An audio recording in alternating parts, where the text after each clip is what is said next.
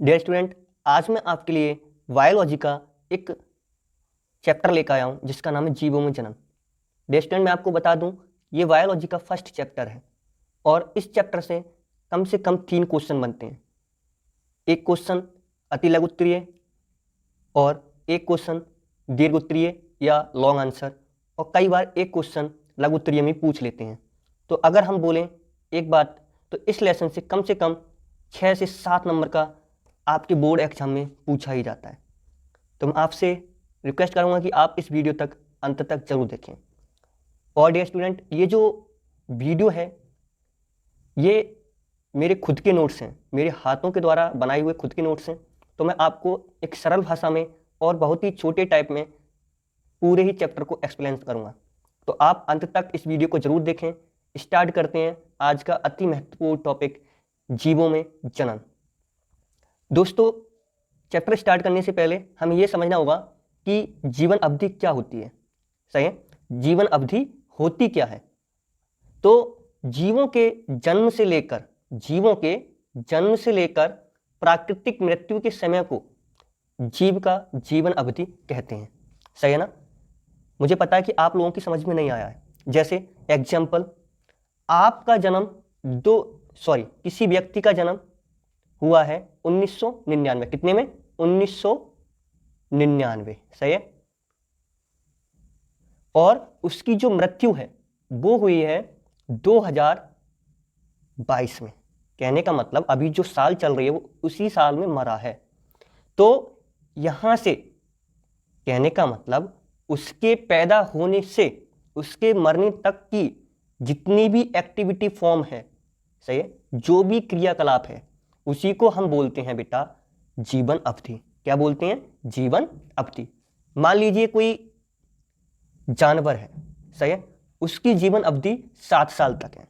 कहने का मतलब यह है कि उसकी जो मैक्सिमम लाइफ है या जो मैक्सिमम लाइफ स्पैन है वो केवल 7 ईयर की है। तो उसके पैदा होने से मरने तक की जो भी क्रियाकलाप होंगे, सही है, उसी को हम क्या बोलते हैं? जीवन अवधि। सही है। एक बार इसकी परिभाषा और पढ़ लीजिए। जीवों के जन्म से लेकर प्राकृतिक मृत्यु के समय को जीव का जीवन अवधि या लाइफ स्पैन कहते हैं। सही है। तो जीवन अवधि का हमारा टॉपिक क्लियर हो गया। जो नेक्स्ट है वो है जनन। अब भाई, जनन का मतलब क्या होता है? What is the meaning of reproduction? तो जनन का मतलब होता है अपने समान संतान उत्पन्न करना ही जनन कहलाता है। देखो यहां पर एक लाइन लिखी हुई है, अपने समान। इस बात पे जरूर ध्यान देना। इसका मतलब क्या है? जैसे यदि आप एक मनुष्य हो, सही, जैसे आप एक मैन हो, तो सीधी सी बात है कि आप मैन को ही जन्म देंगे। सही है, सही है। आप जिसे जन्म देंगे वो मनुष्य की ही प्रजाति का होगा। ये नहीं है कि आप आदमी हो। कहने का मतलब आप मनुष्य हो और आपने जन्म दे दिया गाय को। सही है। क्या कभी ऐसा हुआ है कि किसी व्यक्ति ने या किसी जानवर ने व्यक्ति को जन्म दिया हो और व्यक्ति ने जानवर को जन्म दिया हो? नहीं दिया होता है ना। तो इसी वजह से हम बोलते हैं अपने समान संतान उत्पन्न करने को ही जनन कहते हैं। क्या कहते हैं? अपने समान संतान उत्पन्न करना ही जनन कहलाता है। सही है। आई होप आपकी जो टॉपिक है वो क्लियर होते जा रहे होंगे। नेक्स्ट जो है वो है टाइप ऑफ रिप्रोडक्शन। कहने का मतलब जनन के प्रकार। तो बेटा जनन जो होता है, नॉर्मली जनन 2 प्रकार का होता है। कितने प्रकार का? 2 प्रकार का। एक होता है अलैंगिक जनन, जिसे हम इंग्लिश में बोलते हैं एसेक्सुअल रिप्रोडक्शन, और दूसरा होता है लैंगिक जनन, जिसे बोलते हैं सेक्सुअल रिप्रोडक्शन। सही है। एक होता है अलैंगिक जनन और दूसरा होता है लैंगिक जनन। अब हम समझेंगे कि ये होते क्या है, अलैंगिक जनन के अंदर क्या होता है और लैंगिक जनन के अंदर क्या होता है। सही है। तो अलैंगिक जनन के अंदर होता है बेटा, इस जनन में सिर्फ एक जनक की आवश्यकता होती है। कहने का मतलब इस जनन के अंदर केवल एक जीव की ही आवश्यकता होती है। इसमें जो संतान उत्पन्न होती है उन्हें हम क्लोम कहते हैं। क्या कहते हैं? क्लोम। इसमें जो संतान उत्पन्न होती है बेटा उसे हम क्या कहते हैं? क्लोम कहते हैं। और इसका जो एग्जाम्पल है वो है बेटा अमीबा। सही है। क्या है इसका एग्जाम्पल? अमीबा। देखो जैसे यहां पर अमीबा की रिप्रोडक्शन फॉर्म दिखाई है। कि कैसे वो अपनी संतान को बनाता है या अपनी संतान को जन्म देता है। तो सबसे पहले जो अमीबा की फॉर्म होती है वो इस तरीके से होती है। एक नॉर्मल अमीबा इस तरीके से होता है और इसके अंदर एक न्यूक्लियस प्रेजेंट होता है। क्या बेटा? Nucleus present. जब ये अलैंगिक जनन करता है तो इसका जो केंद्रक है उसका लेंथ थोड़ी बढ़ जाती है। क्या हो जाती है बेटा? बढ़ जाती है। जो केंद्रक है उसकी लेंथ थोड़ी बढ़ जाती है और बढ़ने के बाद वो जब लेंथ बढ़ती है तो वो दो नए केंद्रकों में विभाजित हो जाता है। कहने का मतलब अमीबा के दो नए, सही है, अमीबा की दो नई संतान बन जाती हैं और इन्हीं संतानों को हम क्या बोलते हैं? इन्हीं संतानों को हम बोलते हैं क्लोम। क्या बोलते हैं बेटा? क्लोम। सही है। तो अलैंगिक जनन के अंदर क्या होता है? इस जनन में सिर्फ एक जनक की आवश्यकता होती है। इससे जो संतान उत्पन्न होती है उन्हें हम क्लोम कहते हैं। सही है। जैसे कि यहाँ पे अगर हम इनका नाम क्या बोलेंगे? इनका नाम बोलेंगे बेटा क्लोम। क्या बोलेंगे? क्लोम। सही है ना। नेक्स्ट जो है वो है लैंगिक जनन। क्या है? लैंगिक जनन। अब हम समझेंगे कि लैंगिक जनन होता क्या है। क्या होता है? Sexual reproduction. तो इन जनन के लिए दो विपरीत जनकों की आवश्यकता होती है। क्या होती है बेटा? इनके लिए दो विपरीत जनकों की आवश्यकता होती है, जिसमें एक होता है नर और दूसरा होती है मादा। क्या होती है? एक होता है नर और दूसरी होती है बेटा मादा। सही है। एक होता है मेल और दूसरा होता है फीमेल। अब नर से जो बनती है, सही है, जो रिप्रोडक्शन फॉर्म बनती है उससे बोलते हैं नर युग्मक। क्या बोलते हैं? नर युग्मक। और नर युग्मक से जो चीज बनती है या जो केमिकल प्रोड्यूस होता है या जो भी कुछ है उसे बोलते हैं हम शुक्राणु। क्या बोलते हैं बेटा? शुक्राणु। या इसे हम इंग्लिश में बोलते हैं स्पर्म। क्या बोलते हैं? स्पर्म। सही है। इंग्लिश में बोलते हैं स्पर्म। और मादा से जो रिप्रोड्यूस होता है उससे बोलते हैं बेटा मादा युग्मक। क्या बोलते हैं? मादा युग्मक। और मादा युग्मक के बाद जो बनते हैं उन्हें बोलते हैं अंडाणु। क्या बोलते हैं? अंडाणु। अब अंडाणु और शुक्राणु, अंडाणु और शुक्राणु के मिलने से ही युग्मनज बनता है। क्या बनता है? युग्मनज, जिसे हम बोलते हैं ओवम। क्या बोलते हैं? ओवम। ओवम का मतलब होता है अंडाणु, स्पर्म का मतलब होता है शुक्राणु। अब इन दोनों, जब ये दोनों आपस में मिल जाते हैं तो बेटा बनता है गैमीट। क्या बनता है? गैमीट, जिसे हम बोलते हैं युग्मनज। सही है। या शिशु। सही है। आपको समझ में आ रहा होगा। सही है। लैंगिक जनन में क्या होता है? इन जनन के लिए दो विपरीत जनकों की आवश्यकता होती है। एक नर होता है और दूसरा मादा होता है। नर से नर युग्मक बनता है और नर युग्मक से शुक्राणु बनते हैं। ठीक उसी तरह से मादा से मादा युग्मक बनता है और मादा युग्मक से अंडाणु बनते हैं। और जब ये दोनों आपस में मिलते हैं तो उसमें गैमीट फॉर्म पाई जाती है, जिसे हम बोलते हैं बेटा शिशु। क्या बोलते हैं? शिशु। अब जो हमारा नेक्स्ट टॉपिक है वो है अलैंगिक जनन की विधियां। क्या? अलैंगिक जनन की विधियां। तो इसमें जो फर्स्ट है वो है द्विविभाजन। कैसे बेटा? द्विविभाजन। आपको नाम से ही समझ में आ जाएगा द्विविभाजन। कहने का मतलब इसमें जो विभाजन होगा वो एक से ज्यादा फॉर्म में होगा, क्योंकि इसका नाम ही क्या है? द्विविभाजन। देखते हैं। एक जनक बीच में से टूटकर दो भागों में विभाजित हो जाता है। कहने का मतलब यह है कि जो जनक है वो बीच में से टूटता है और दो भागों में विभाजित हो जाता है। जैसे सपोज ये कोई हमारा डायग्राम है, इसके अंदर न्यूक्लियस है। सही है। अब क्या होगा? ये बीच में से टूट जाएगा।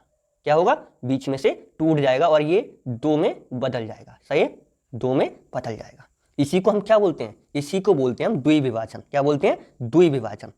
अब इसके जो एग्जाम्पल हैं वो बेटा अमीबा है, युगलीना है, प्रोटोजोआ है। सही है। अमीबा, युगलीना, प्रोटोजोआ, ये जो एग्जाम्पल हैं ये एग्जाम्पल हैं द्विविभाजन के। किसके बेटा? द्विविभाजन के। नेक्स्ट जो है वो है बीजाणु जनन। क्या?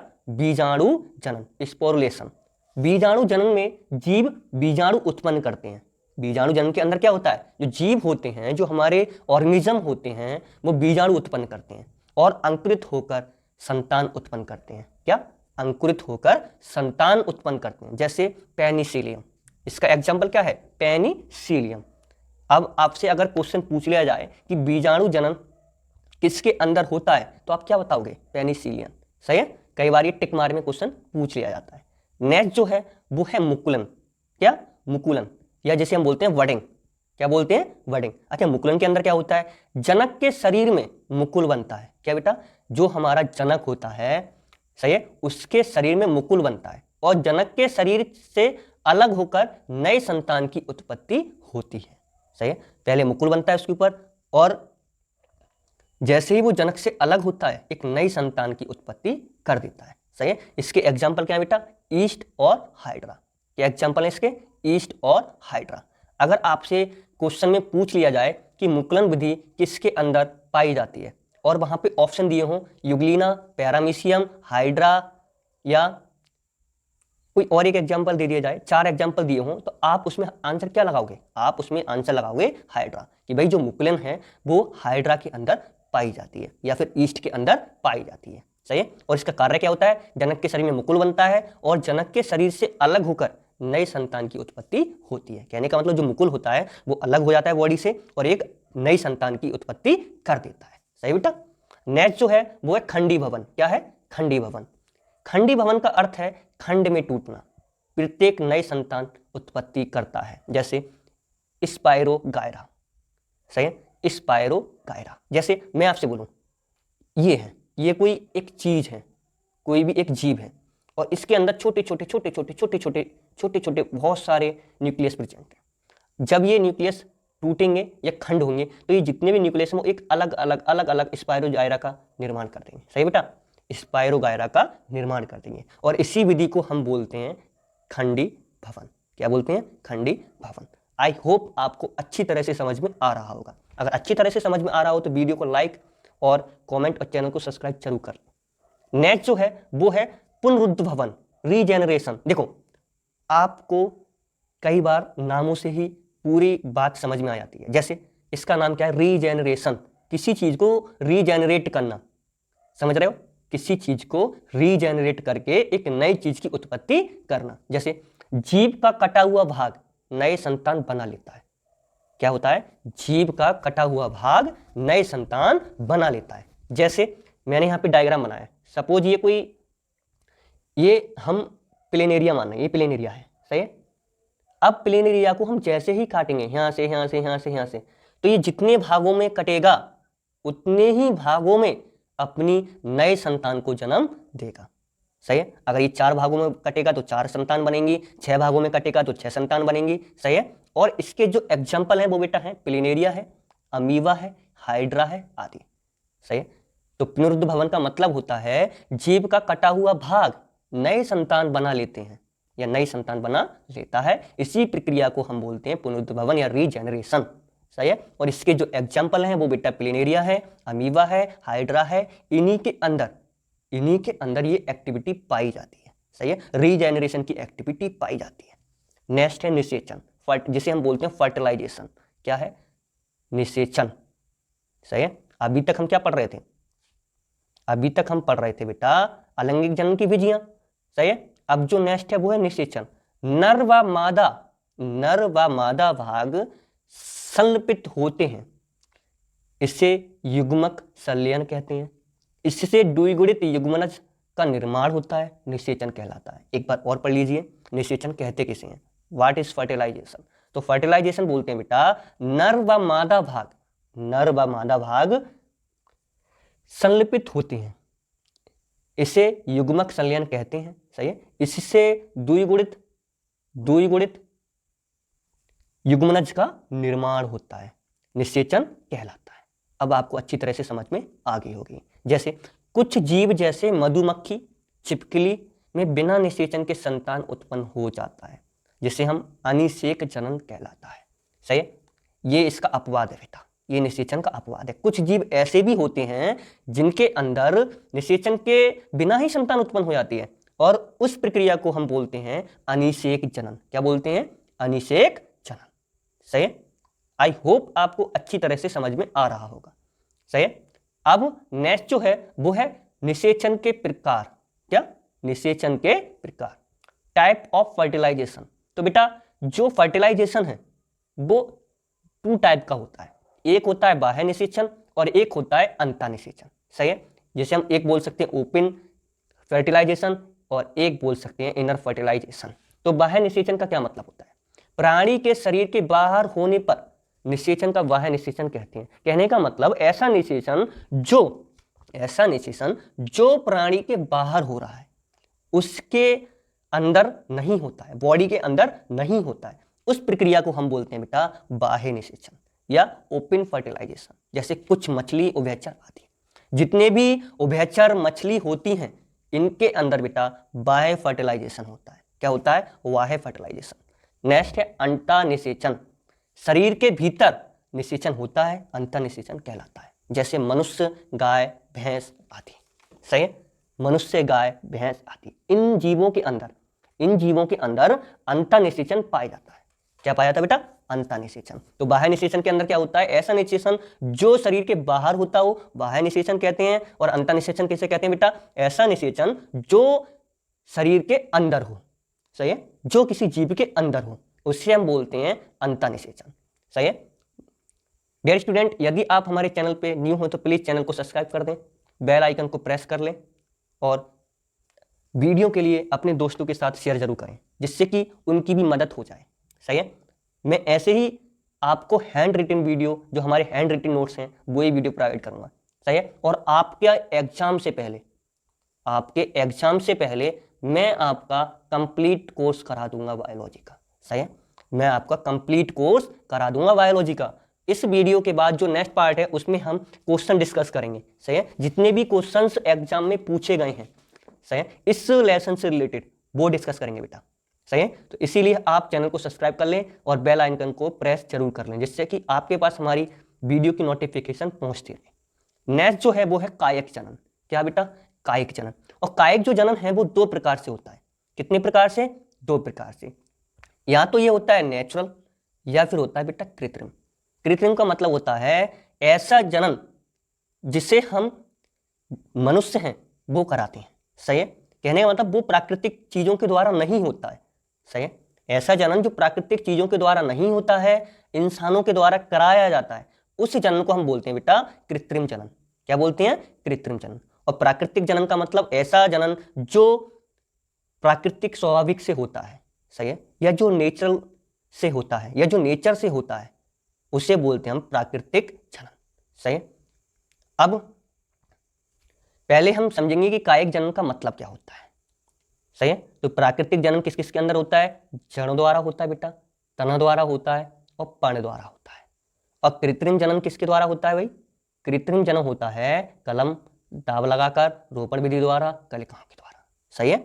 कृत्रिम किसके द्वारा होता है? कलम लगाना, दाब लगाना, रोपण विधि के द्वारा, कलिकाओं के द्वारा। सही है? अब हम समझेंगे कि कायिक जनन होता क्या है। सही है? कायिक जनन का मतलब क्या है? तो मातृ पादप के कायिक अंगों द्वारा नए पादपों के निर्माण को कायिक जनन कहते हैं। कैसे बेटा? जो मातृ पादप के कायिक अंग होते हैं द्वारा नए पादपों के निर्माण को कायिक जनन कहते हैं। और ये जो जनन है ये कृत्रिम भी होता है और प्राकृतिक भी होता है। ये जो जनन है बेटा ये कृत्रिम भी हो सकता है और प्राकृतिक भी हो सकता है। अब हम पढ़ेंगे कायिक जनन के प्रकार। क्या पढ़ेंगे? कायिक जनन के प्रकार। आपसे इस लेसन में ये क्वेश्चन आएगा तो बेटा 7 नंबर में पूछा जाएगा। कितने नंबर में? 7 नंबर में। कहने का मतलब लॉन्ग आंसर करके पूछा जाएगा आपसे ये क्वेश्चन। सही है? आपके एग्जाम में। तो इसी वजह से आप एक एक टॉपिक के लिए अच्छी तरह से समझें। सही है? तो सबसे पहले क्या होता है बेटा? प्राकृतिक कायिक जनन। यह कायिक जनन पादपों के अंदर स्वतः होता है। यह निम्न कायिक भागों के द्वारा होता है। होता क्या है कि जो कायिक जनन है या प्राकृतिक कायिक जनन है ये पादपों के अंदर स्वतः होता है। सही है? एक तरह से प्राकृतिक है। सही है? ये नहीं कि इंसान कराते हैं। सही है? ये अपने आप होता है। सबसे पहले किसके द्वारा बेटा? जड़ों द्वारा। इसमें पादपों की जड़ों से नई संतान का जन्म होता है। जैसे आपने विविध प्रकार के पेड़ देखे होंगे। जैसे शीशम का पेड़ आपने सभी ने देखा होगा। सही है? शीशम का पेड़ क्या होता है? जैसे सपोज ये शीशम की जड़ें हैं। सही है? और ये जो है शीशम का पेड़ है। सही है बेटा?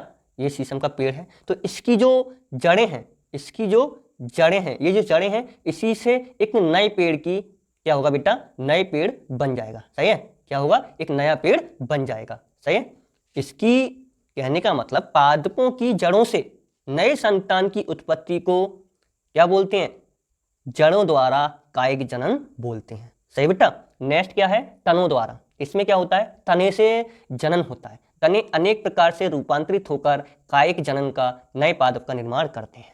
क्या होता है, जो तने होते हैं उनके द्वारा विविध विविध प्रकार से जनन होता है। जैसे कुछ ऐसे तना होते हैं जो भूमिगत होते हैं, सही है, कुछ ऐसे तना होते हैं जो भूमिगत होते हैं, जैसे आलू, सही है, आलू हो गया, प्रकंद हो गया, अदरक हो गया, ये सभी जो हैं ये एक प्रकार के तना है। तो आपने आलू तो सभी ने देखा होगा, तो आलू के ऊपर जब हम रख देते हैं तो छोटी छोटी कलिकाएं निकल आती हैं, सही है, और उन्हीं कलिकाओं के द्वारा एक नए आलू का विकास हो जाता है, सही है, एक नए आलू का विकास हो जाता है उन्हीं कलिकाओं के द्वारा, सही है।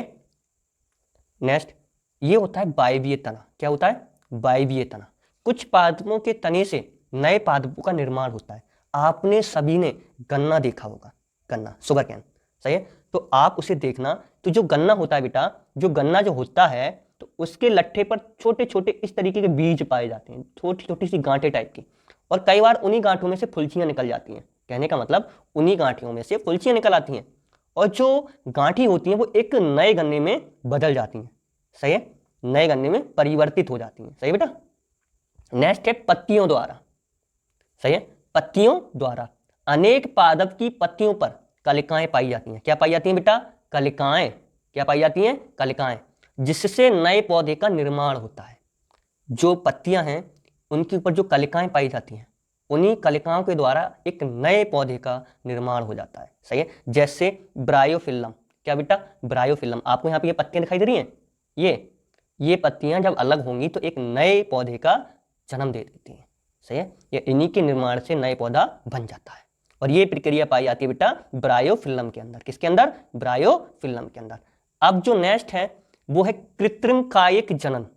कहने का मतलब जो इंसान करते हैं, इस जनन को क्या करते हैं, इंसान करते हैं। जैसे कलम लगाना, सही है, पादपों के कुछ अनुकूल परिस्थितियों में नए पादपों में विकसित हो जाते हैं, जैसे गुलाब, नींबू, गन्ना, सही है। इनके अंदर क्या होता है बेटा, हम कलम लगा देते हैं, सही है, क्या होता है, कलम लगा देते हैं। सपोज करो कि ये जो है ये गुलाब का पेड़ है, सही है, तो हम यहाँ पे कलम लगा देंगे, सही है, यहाँ पे कलम लगा देंगे और यहीं से एक नए गुलाब के पेड़ का निर्माण हो जाएगा, सही बेटा, नए गुलाब के पेड़ का निर्माण हो जाएगा। और इसी विधि को हम बोलते हैं कलम लगाना।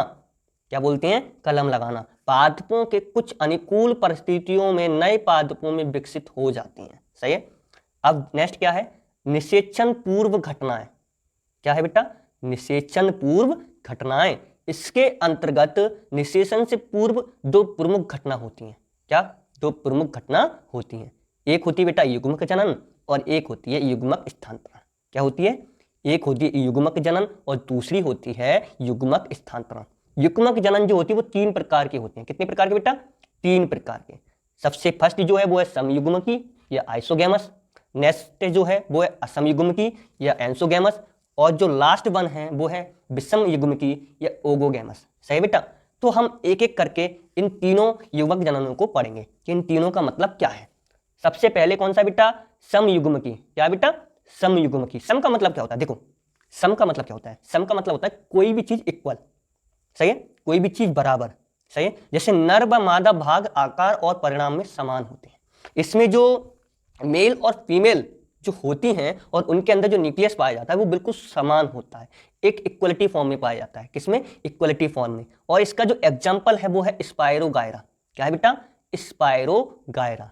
नेक्स्ट क्या है, असम युग्मकी। असम युग्मकी, देखो असम हम नाम से समझ सकते हैं कि ये जो है इनमें या तो एक बड़ा होगा या एक छोटा होगा। कहने का मतलब असम, असम होंगे, सही है, सम नहीं होंगे। अगर सम होते तो दोनों बराबर होते, लेकिन यहाँ पे असम है, एक छोटा होगा एक बड़ा होगा, सही है बेटा। दोनों नर व मादा भाग ब्राह्य आकार में समान तथा परिणाम में भिन्न होते हैं। कहने का मतलब यह है कि इनका जो ब्राह्य आकार होता है ये वाला, सही है, ब्राह्य जो आकार, जैसे ये जो है ये ब्राह्य आकार है, सही है। इनका ब्राह्य आकार तो सेम होगा, समझ रहे हैं आप, ब्राह्य आकार तो सेम होगा, लेकिन जो न्यूक्लियस फॉर्म की प्रेजेंटेशन होगी वो कहीं ना कहीं दोनों में बदलाव होगा। एक छोटी होगी और एक बेटा बड़ी होगी, सही है। जो न्यूक्लियस जिसके अंदर प्रेजेंट रहते हैं वो एक छोटी होगी और एक बड़ी होगी, सही बेटा। नेक्स्ट, विषम युग्मकी, सही है, विषम युग्मकी।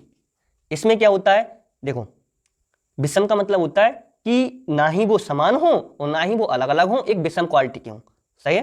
तो नर व मादा भाग दोनों भिन्न प्रकार के होते हैं। जैसे सपोज करो कि मादा जो है वो राउंड राउंड शेप में है और जो नर है वो इस वाली शेप में है। तो कहने का मतलब ये है कि ये जो दोनों का न्यूक्लियस फॉर्म होगी, सही है, विषम यौगिकी के अंदर क्या होता है, जो नर व मादा भाग होते हैं, जो इनकी न्यूक्लियस फॉर्म होती है, वो दोनों में डिफरेंट होती है, बिल्कुल अलग अलग होती है। क्या होती है बेटा? बिल्कुल अलग अलग होती है। जैसे कारा, मनुष्य आदि।